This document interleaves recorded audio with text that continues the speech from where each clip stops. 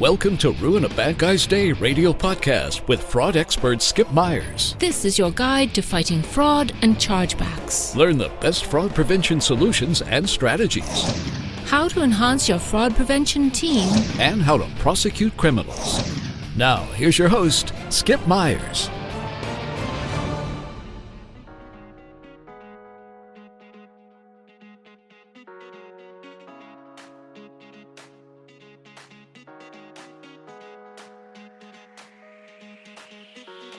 Hello, everyone, and thank you for tuning in to Ruin a Bad Guy's Day radio show. Hey, I'm Skip Myers, your host of Ruin a Bad Guy's Day radio.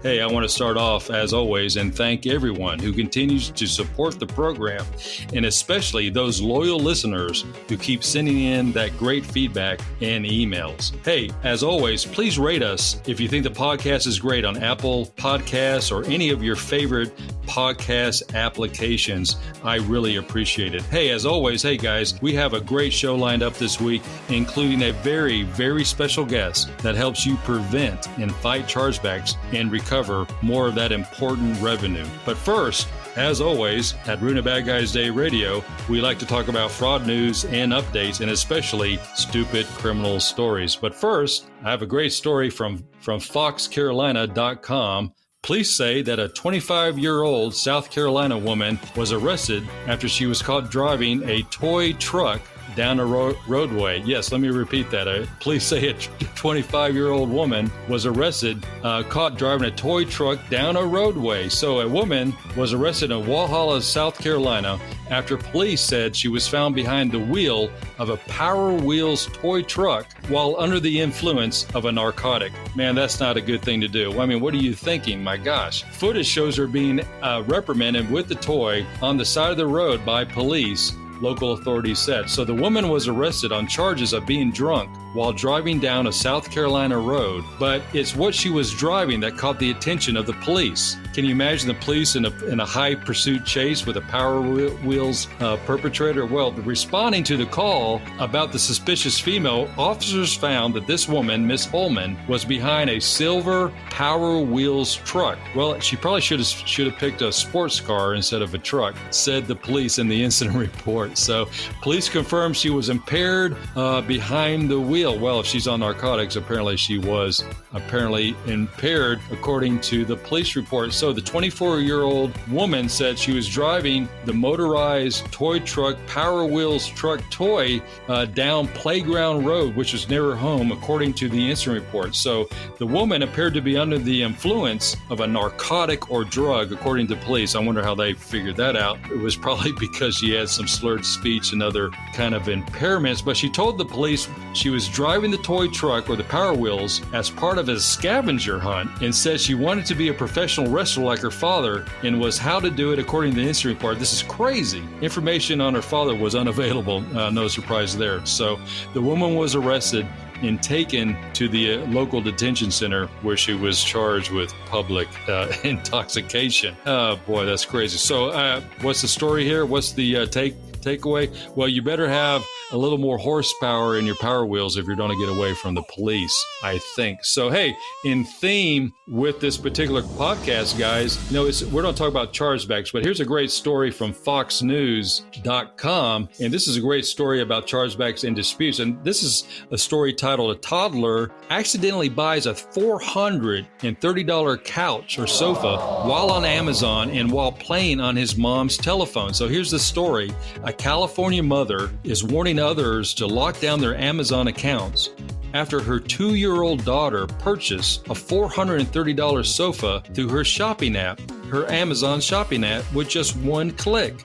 I mean, we need to talk about having customer friction when it comes to buying stuff, right? This is crazy. So the mom had been recently looking at sofas on her Amazon app on her cell phone, but apparently didn't give it too much close attention and really properly powered down the application when she handed her phone to her daughter. So the mother of two said that her daughter made the impromptu purchase and she didn't even know anything about it until the sofa was being shipped and it's on its way to her home. She was so shocked, the mom said, "I thought, hey, I didn't buy this sofa in my sleep. What happened?" It turns out that this 2-year-old daughter of hers, instead of playing a game on the phone, opened up an Amazon app and pressed the Buy Now button, which advertised purchasing items with just one click. Again, guys, I mean, we talk about having customer friction, but this is taking it to a whole new level.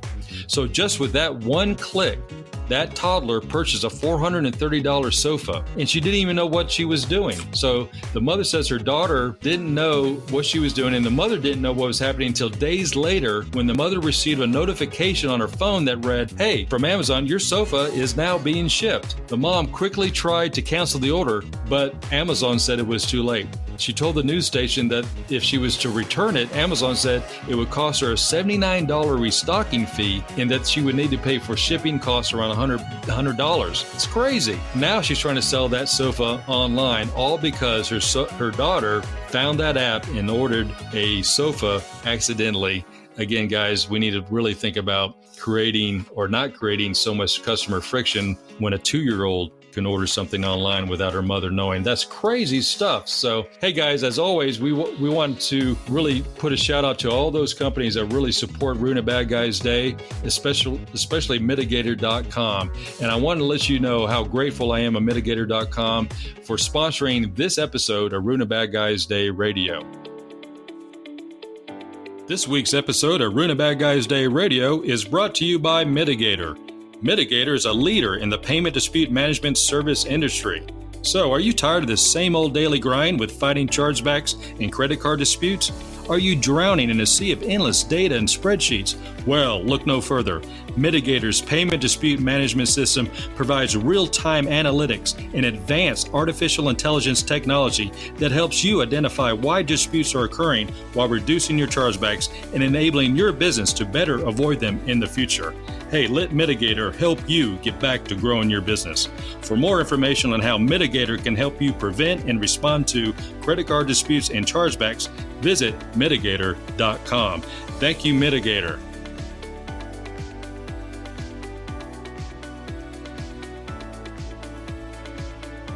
So, as promised, guys, Ruin a Bad Guy's Day Radio will be featuring some of the top fraud fighters and the best fraud solution providers in the industry for 2019. And today, I'm especially excited to introduce to you account executive Trent Spratling with Midigator. Midigator helps businesses of all sizes prevent, fight, and analyze chargebacks. So, hey, Trent. Hey, I'm glad you could join us today. How are you doing? I'm doing great, Skip. I wonder what that Hot Wheels towing fee was. I love to see the chargeback information going back and forth with Amazon and the mom and all the emails and, you know, the justification. I mean, it's crazy. I would love to. That would be a great case study about what to do or what not to do. Yeah, that'd be a tough one.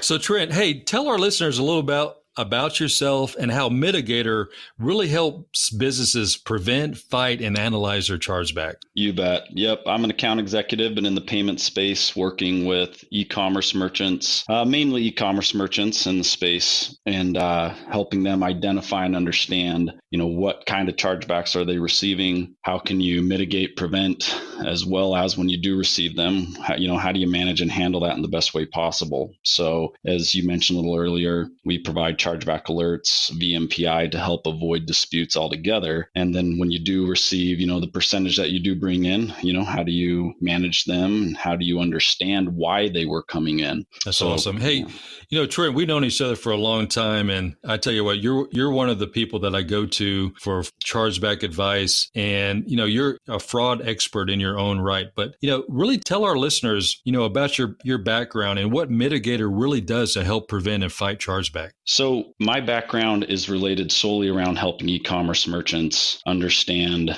where the chargebacks are coming from, why they're coming in, and to identify the best ways to, nip that and to reduce. And what Midigator does is it provides solutions such as alerts or Visa's VMPI program to help resolve and avoid a chargeback from increasing your ratio. But I believe the flip side of it is equally as valuable or more so. How do you manage those that do come in, and then to understand where and how they came in? So what we find is so many of these chargebacks or disputes, they can be prevented by simple business changes within an organization. And I think that's where I really like to jump in and help companies.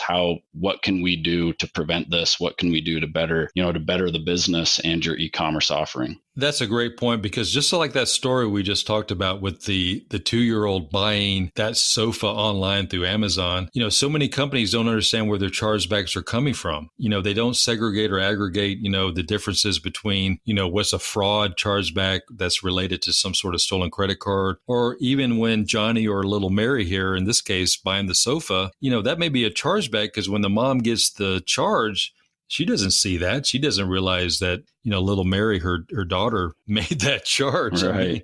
So, what's so awesome about what Midigator does, Midigator can really help businesses with understanding their chargeback issues, which so many people don't understand, and how to minimize and reduce those risks. But, there's so many misconceptions about fighting and preventing chargebacks. I can't tell you how many times I talk to other fraud practitioners who are fighting chargebacks, but don't understand where their chargebacks are coming from. So some businesses believe that fighting chargebacks is just not worth the time or devoting the resources, while other businesses believe it's just a cost of doing business and really writing off those losses.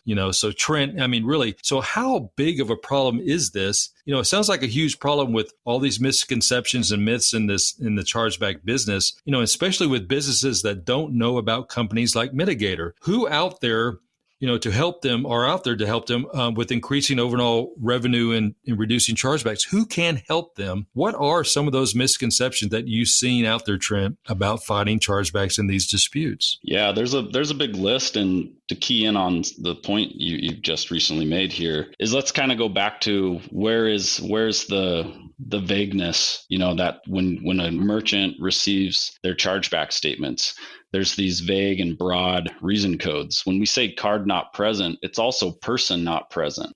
So we don't understand, like this Amazon situation, how did this purchase even be made? Who made it exactly? What were all the factors around it? And so these chargebacks they're called reason codes. They get classified in certain ways. That makes it very difficult. So one thing at Midigator we've done is we've actually analyzed and looked at, of all the chargebacks merchants are getting, how many of them are termed friendly fraud, meaning they did use their credit card and payment credentials. They weren't using somebody else's, and it's over 71%. So with that being said, one of the big misconceptions I hear quite often is, if I fight or respond to a chargeback / payment dispute, my customers are going to get mad at the company. We're going to get rated poorly. We're not going to be, seen very well. No, that's exactly right. And so many people don't really understand what a chargeback really is. And just for some of our new listeners out there who are trying to, get their head wrapped around what we're talking about with chargebacks is really basically, when you break down what a chargeback really is, it's a demand by a credit card provider for a retailer or a merchant to make good on a loss, regarding a fraudulent or disputed transaction. Isn't that right, Trent? Yeah, absolutely. So,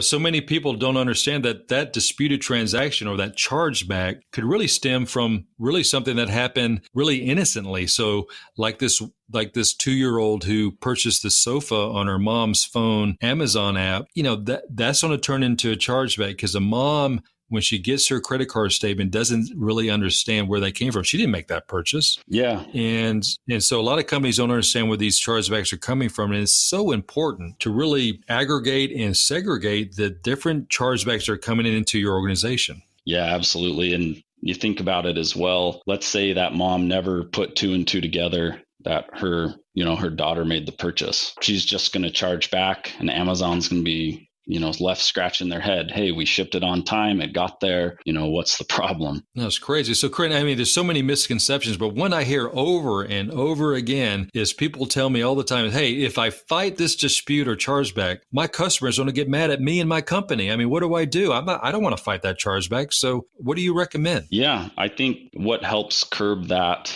misconception is just understanding the payment dispute process. So, for example, I buy something, or, and I go and I say, hey, I don't recognize this, or, hey, I thought I had canceled this already, or whatever the situation is. You go in there and you respond. You can call into your issuing bank or go online now and you can dispute. And they will take that, your issuing bank will take that and create a case for the merchant to review and say, hey, this customer is charging back.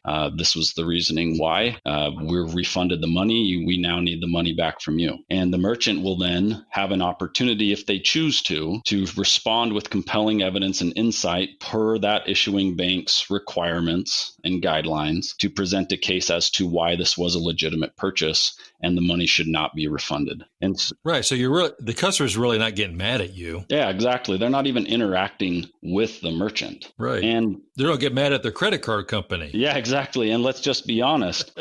Let's say the issuing bank comes back, the merchant sends them compelling evidence and information, and the bank's like, hey, here's what we found, Mr. Smith, we've got X, Y, and Z. We see the URL, we see what you purchased. It arrived. There's gonna be a percentage of people you remove the clouds and the haze and be like, oh, well, yeah, I did buy that, or shoot, that was my spouse. Thank you. Like, you know what? I shouldn't have filed one. Thanks. Or, let's be honest, there's some really good people, or they're very astute to this, I'll say, at abusing the system.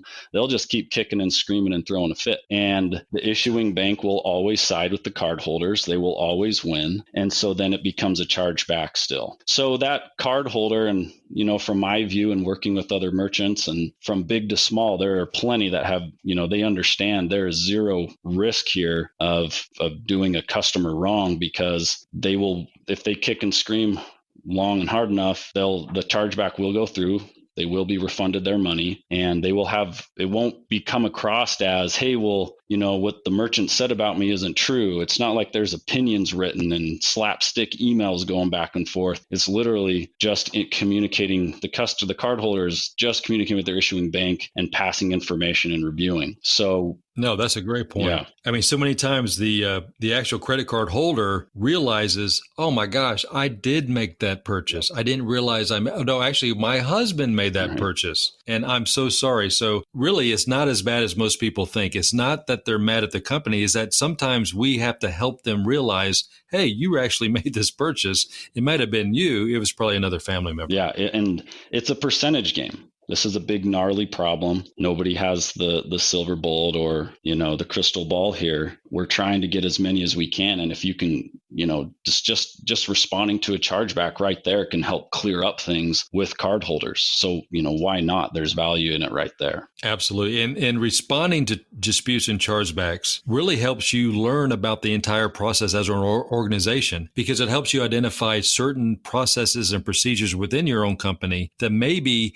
if you focus a little bit more on the processes and procedures, say, for instance, your return process or your services and things like that. Maybe if you're segregating these chargebacks as they came in and you identify them, that maybe some of your chargebacks or disputes are occurring from maybe a service that wasn't provided adequately or as advertised, or the product or merchandise that was sold, the customer didn't really, it wasn't something they expected or really wanted in the first place. So until you do that, you don't have a chance to really change some of your processes, because I know a lot of companies change maybe restocking fees and things like that, like this Amazon particular transaction we spoke about with little Mary, the 2-year-old who bought the sofa for $430. A lot of companies don't understand that maybe, hey, our products or services aren't meeting the customer demand. But if you never really analyze your chargebacks, you can't change those processes or maybe reduce the restocking fee to make, more happy customers come back to your website. Yep. Agreed. At the end of the day,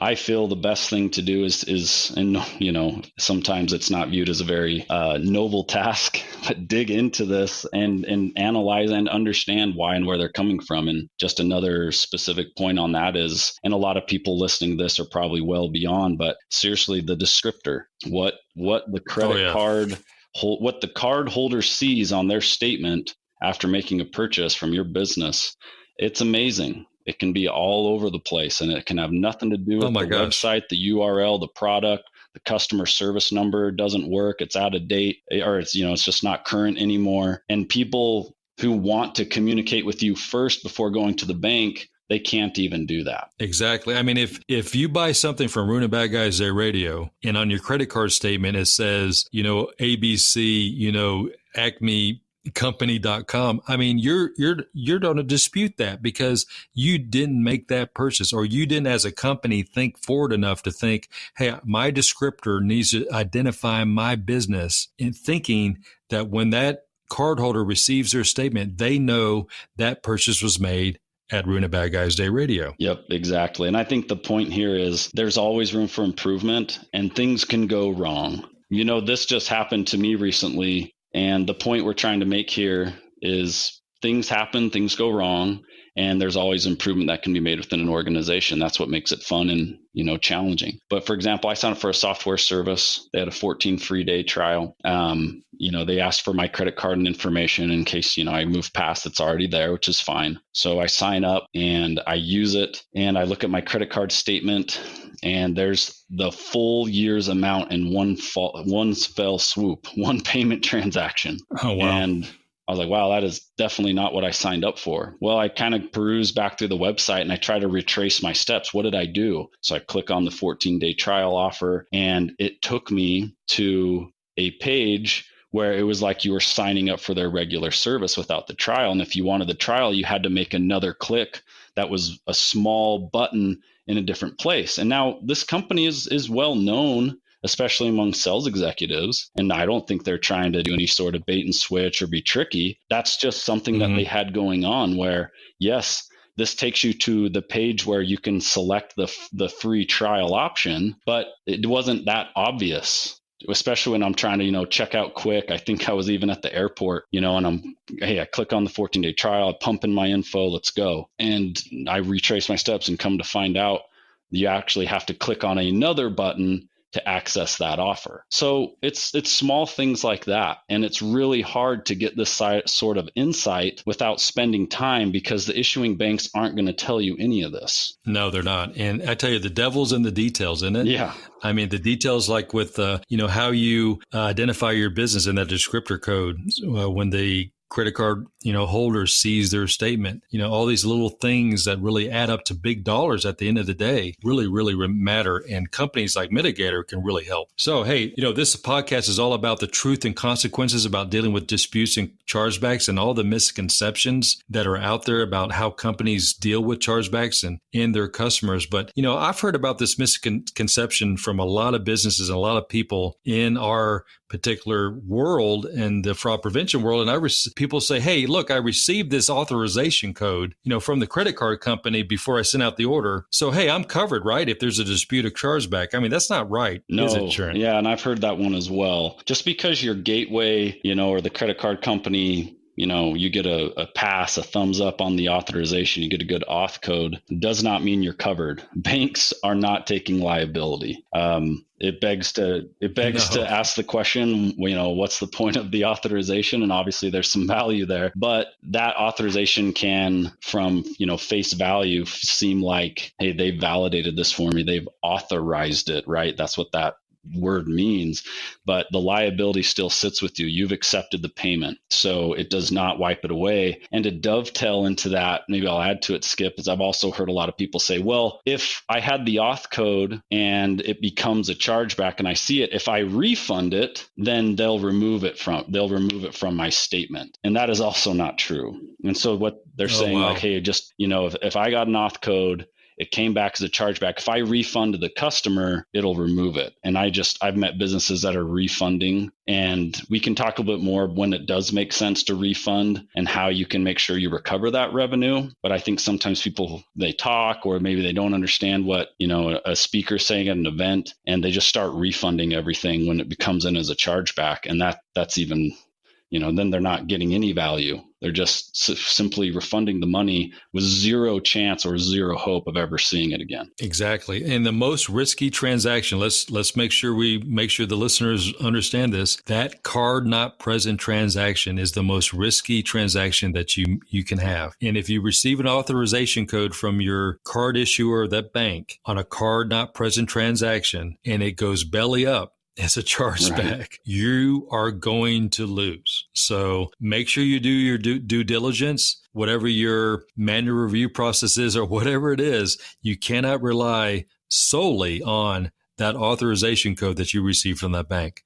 to bail you out if it's a chargeback. Yep, 100%. So, hey, Trent, another huge misconception that I hear all the time is that banks and credit card companies don't care if I fight chargebacks or not. They only care about my ratio. I mean, how crazy is that? This is a very common and very popular one that I hear of. And I think some merchants will have some valid points here and there. But, again, it just comes back to understanding the process of the bank. So, you're right. You don't want to get on that excessive chargeback, Visa monitoring program or MasterCards or anything like that and incur these fees and, ultimately lose your ability to process, and take online payments. So it's a big, huge consequence. And that ratio, whether it's by count or by sales, is very critical and important. But here's the other thing. And especially those that are seeking to add acquirers, add merchant accounts, continue to grow and scale and add more volume to their business. If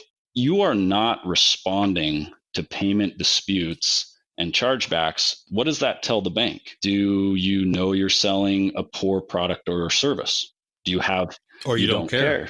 Exactly. Do you have Right. poor customer service? And this is just part of what you're doing and you're okay living with it. The flip side of that is when the bank sees, hey, they're responding to disputes, they're seeking to make them right, they're proving to us through the representment process, when they're challenging they're challenging that cardholder that, hey, they have valid points. This is legitimate things. And they know, hey, this is a good business. So, they're able to build up a good reputation. And I've talked to an online education company, very well known, very respected. They have a good product and service. They don't respond to any disputes. And I'm like, well, have you ever talked to your bank about that? And they say, no, we don't even have those conversations with them.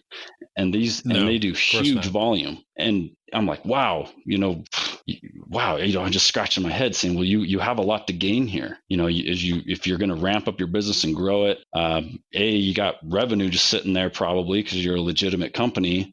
And B, you need to develop and strengthen that relationship with the banks and the acquirers so that you can be viewed as, the least risky type business possible. Exactly.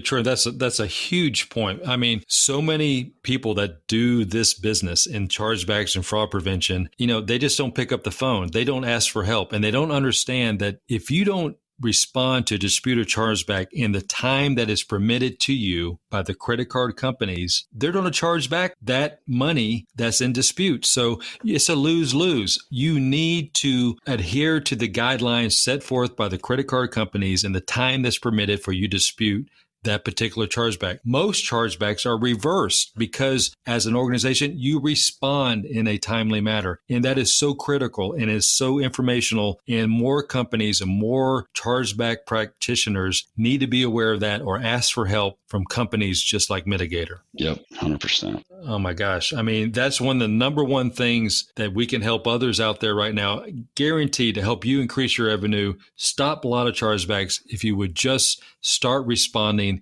in that time that is permitted to you, allocated to you by those credit card companies. Wow, what a great way to increase your revenue. And what a great payback from listening to this podcast and listening to Trent. Thank you, Trent. So, so do banks and credit card companies always side with just their customers? Yeah, I was just going to bring that up. So what you just stated, if someone's listening here going, yeah, that sounds all good and flowery, but hey, there's no flowery on thank you for correcting me. Jeez. I hope my friends aren't listening. No, sir. But yeah, it's you think about it, that's what they're thinking. Hey, well, they're always going to side with the cardholder. We all know banks, they measure their revenue and how many fees they can charge. They do not make the representment process necessarily all that easy. And I'm not necessarily trying to pick on banks, but as I said earlier, they always win. They will make money. They will be profitable, and the merchants are going to have to foot the bill when it comes to chargebacks. So I like to say it's a percentage game. As I said earlier in my example, if a cardholder ultimately kicks and screams hard enough, and I won't say they're always lying, but we know many do, especially with the upcoming generations that are very aware of how to abuse this system and live paycheck to paycheck. And when they need cash, they know how to get it. It's a percentage game, and you're going to lose those.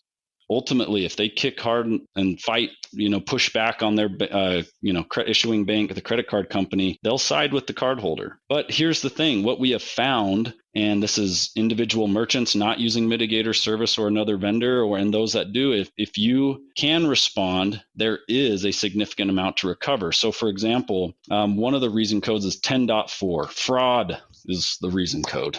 It's just fraud. Mm-hmm. And it's very common. Yeah, everyone knows 10.4. In the last 12 months, we've recovered 56% of the 10.4s. Now, I am merging in, digital and physical goods, and it can break out and, reflect differently. But when we looked at the average as a whole, 56% of all those we responded to, we were able to recover. That sounds great too. And to get to this misconception of why I think it is there as well, everybody's using different acquirers and banks, and there's many out there. And there is no universal format or rules of how to submit one. Some have you send it through email, some API, and most of them are fax. Okay? You're literally faxing packets over to these people, to these banks. And some say it has to be black and white, some color, some 6 pages, some, can't be, you got to have information here on page 1, and this type of information, we want it there. And the reality is issuing bank agents spend around 60 to 90 seconds looking at these. They've got these fraud analyst teams. They're receiving lots of these representment packets. There is an element of how are they feeling that day? and, I bet, and responding. Exactly. If it's a Monday, it's probably not a good day. Oh my gosh, I got 5,000 to go through today. So I can see where this misconception comes up. They're just going to side with them because those who have sought to respond to chargebacks, I'll talk to them and go, hey, well, I sent my whole terms and conditions and I sent the 5 emails and I'm like, you can't do that. That's way too much information. They're not going to read that. Yeah, you have to highlight and screenshot. And there's all this learning curve. And you go, yeah, and then that's what you do for that bank. But this other bank, it's different. So this is where companies throw their hands up in the air and they said, hey, we've tried and it's broken. And they always just side with the cardholder and they don't care about us.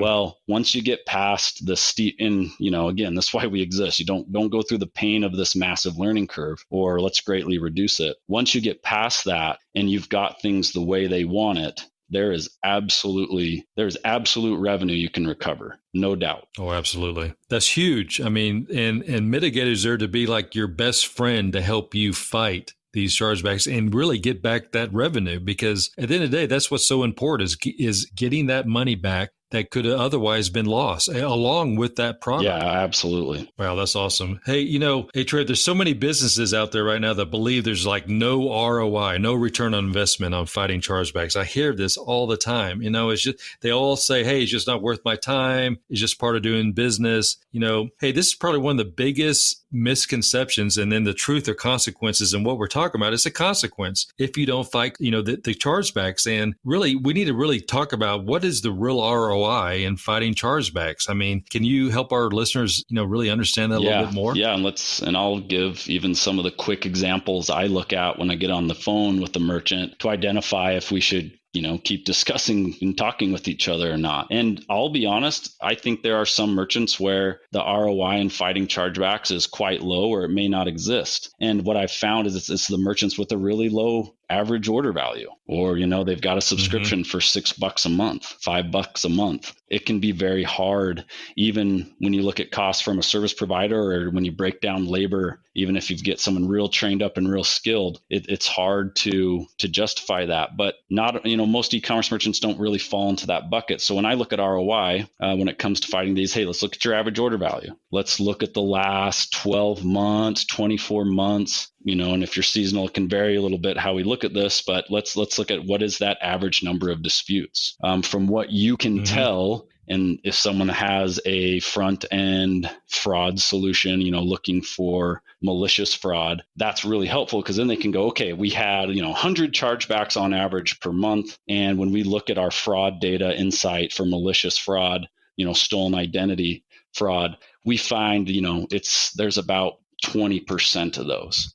Probably fall under that category. So go, okay, so we've got around 80 payment disputes going on. And if we were to respond to those appropriately and accurately, And again, you can go way deep in this. You can even try to filter out how many of them were our fault and legitimate, right? Not all chargebacks are bad. Some are legit that you brought upon yourself. But let's just say, in this example, there's 80 that you can go after and respond to. And let's say you're a physical goods merchant and you have good information.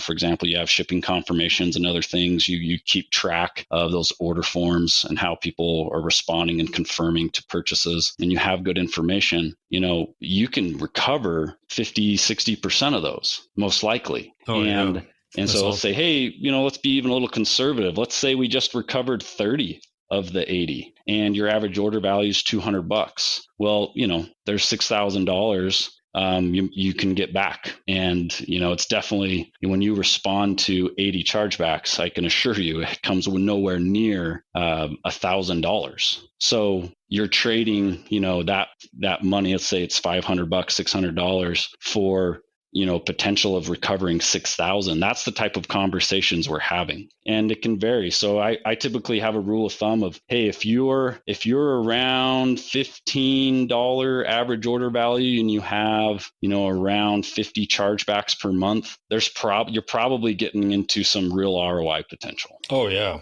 And then what if your cost of goods is even higher than that? Yeah. So I've helped manage companies with their average transactions are over $200. And then some of those, and especially if you're in electronics, your margins on electronic goods are very tight. And if you're not trying to recover those chargebacks or lost goods, you are really in the hole. And let's tie this into one of the problems we all face as fraud professionals.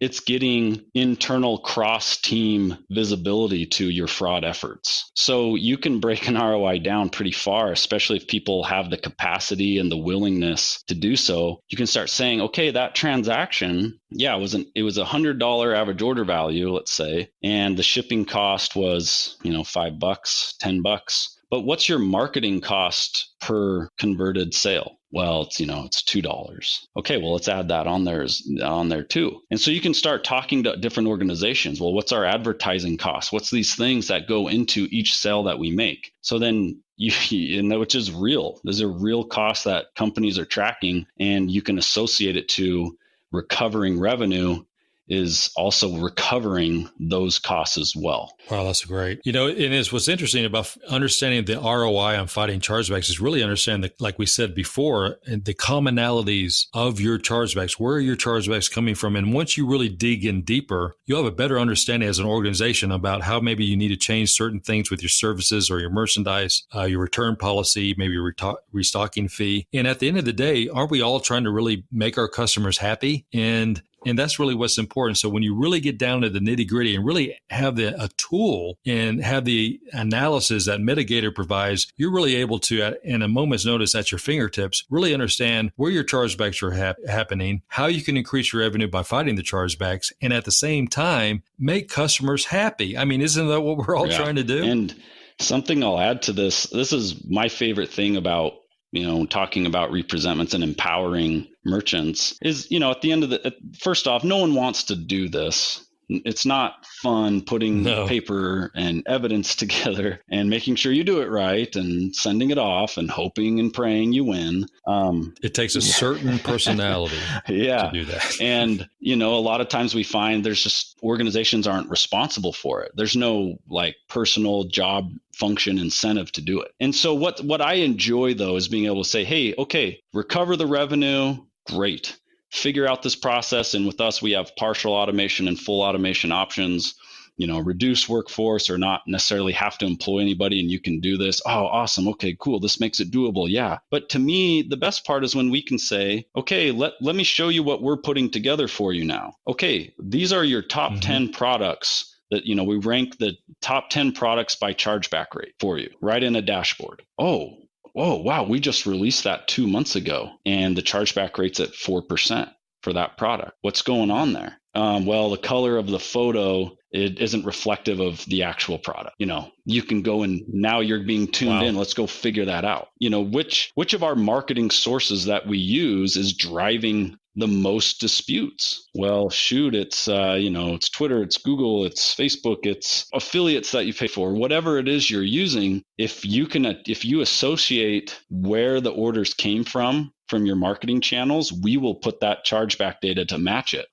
instantly and in real time. People love that. They can go, oh my gosh, I didn't know awesome. that, these 3 marketing sources, gosh, that's 75% of our disputes right there. We need to manage them better. Do they not understand the type of traffic they're bringing, or is it even worthwhile being with them? No, that is so awesome and empowering, because you turn a chargeback agent or chargeback analyst from someone that's in a support role into someone that's adding value to their entire company. Because instead of being in a support role and just pushing paperwork and being involved in this endless sea of data and spreadsheets, that person, by analyzing the data that Midigator can provide with their chargebacks and disputes, add value to their company's revenue by showing the company executives, hey, I can save us a lot of money by doing some simple things and really improve customer service. It's a win-win. Yeah, and that's where, like I said, this is where it's fun. You empower them to be like, hey, I'm not just responding to disputes now.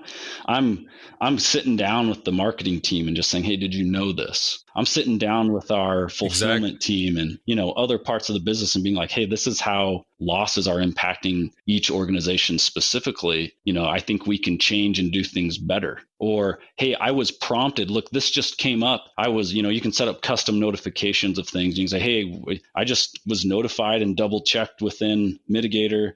We saw this product spike with chargebacks, or this country, or this bin. And, or if we're a subscription, we're starting to see chargebacks at the 4th month within the subscription. Why is that? Let's go investigate. So now you can tip people off as to when you should be looking into to be more preemptive instead of waiting for it to become an obvious issue. It helps you catch it in the very early stages. So that's where I enjoy talking to the business and say, hey, be committed to this, dig in. Yeah, nobody wants to do it, but you got to look at it for what it really is. This is going to benefit the business. Man, that's awesome, Trent, because what's so great about what you do, Trent, and what Midigator does, and what I really like about your company is that you're not just selling a product, you're actually trying to enrich people with the awareness and education about fighting chargebacks and these disputes to make their entire company better, to increase that revenue and at the end of the day, increase that customer service. And what's so important is what I'm hearing from you is, again, what I'm getting out of this takeaway I'm having here is, again, over and over again, fighting fraud isn't just one dimensional. Fighting fraud involves this layered approach. You can have, this great fraud solution provider, and you can pick and choose and Google those providers on the internet, but also you need to have a complete package. And that involves a chargeback and dispute solution provider that helps you fight and understand where your chargebacks and disputes are coming from. That involves a complete layered approach to fighting chargebacks and disputes and really getting ahead of your losses. And at the end of the day, making your customers happy. Yep. And one last thing I'll add on that. Here's the other wrinkle to it. I mean, how many changes are going on in the payment industry? How many times do the rules change? Every day. Oh, it's not 1% chargeback threshold. It's 0.9 now. MasterCard has new rules if you offer trials of what you have to do and interact with customers. Mm-hmm. They change rules around responding to chargebacks. Visa and MasterCard, this year, you have to respond to the chargebacks that you accept. You have to let them know you accept it, or you'll get a fee. So that's the other thing that we add for businesses. Instead of you trying to find this data, because believe me, they don't publicize it. They might check the box that it's on the internet, but they don't go out of their way. And I'm really picking on banks today, which is something how I feel. No, I love banks. Banks are great. Yeah.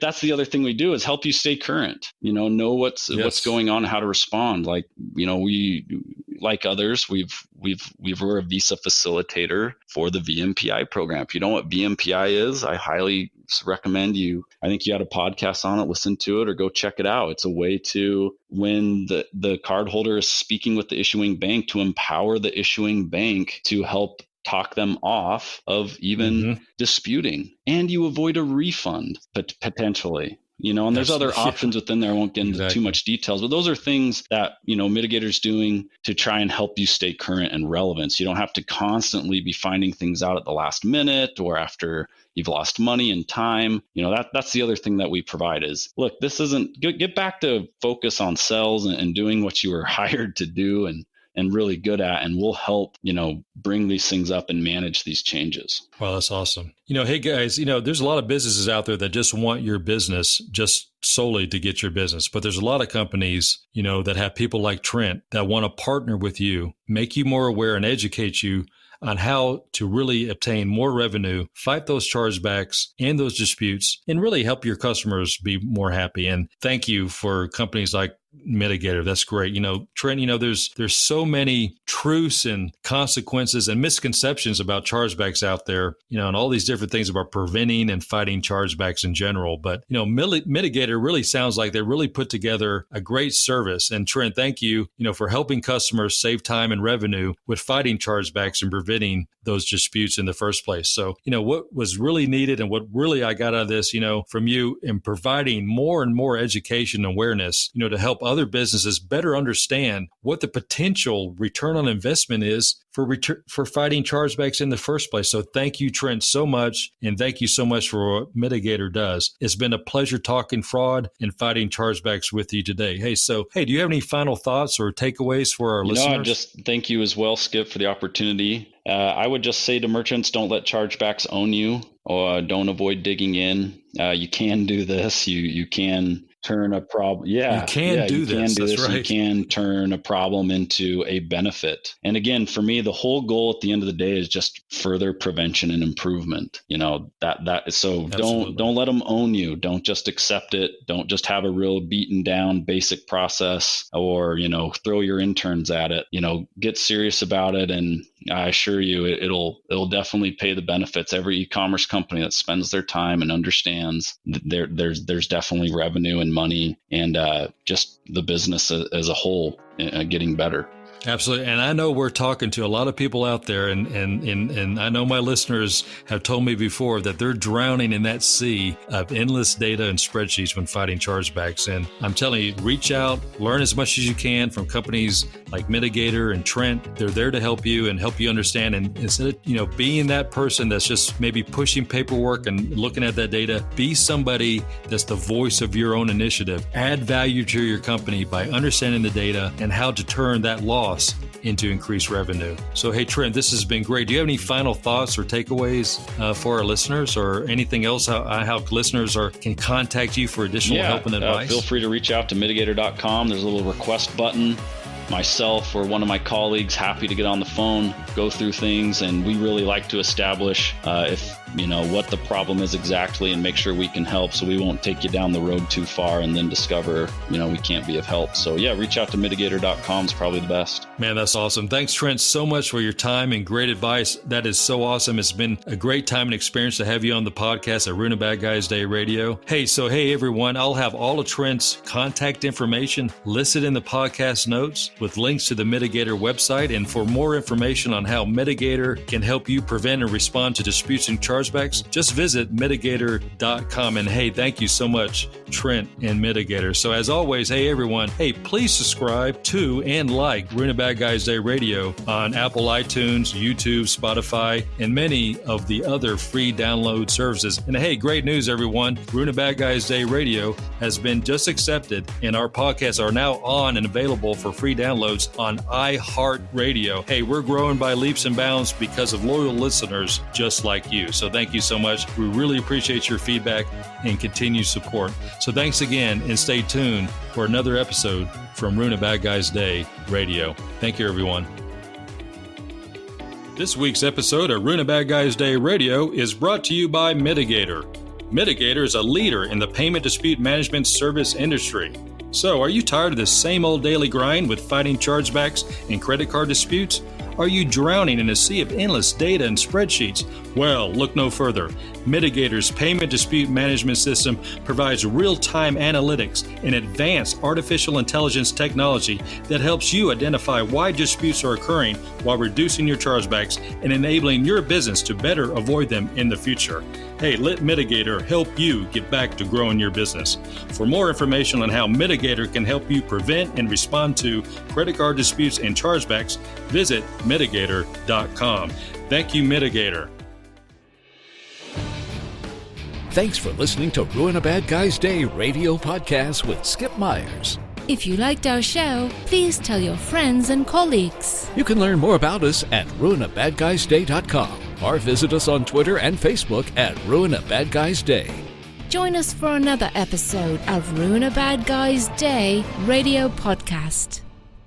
The information provided in Ruin a Bad Guy's Day radio podcast is for informational purposes only. It should not be considered legal or financial advice. You should consult with legal counsel or other professionals to determine what may be best for your individual or organizational needs.